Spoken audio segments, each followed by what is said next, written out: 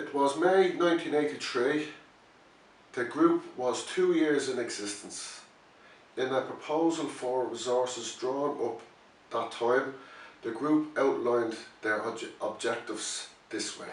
In this approach, we see the primary problems facing the individual user and his or her family as one of addiction, and seeking to develop community-based supports. In terms of the wider community, we seek to develop the awareness, skills and resources necessary to cope with and to prevent the escalating of drug use as a community problem. The Youth Action Project still met on a voluntary capacity every week, opened every Monday night for advice and information and support. They had no telephone, no funds and no full-time staff.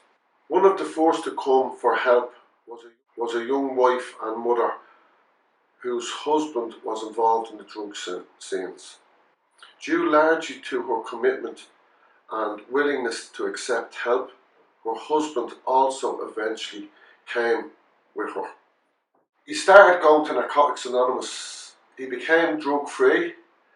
He found in NA a way to live without using drugs. He wanted other people in Ballymun to have that opportunity, so with the help of other NA members from all over Dublin, he established a meeting in the project premises every Thursday night. The meeting was greeted with great enthusiasm. This meeting was a sign that recovery was happening in Ballymun, within the community, for those searching for it.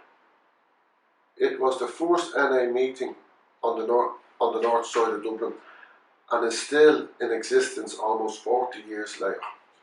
In 1984, another round of community education was provided by the voluntary group on the progression of drug addiction, the early signs and symptoms of drug use, the effects on the family responses, and how to get help. The group realised that families needed help, and just as much as the person addicted. They wanted to let people know that family members could recover from the devastation of addiction, and that help was available for them too. The group set out to promote family recovery as much as to promote recovery for the addicts.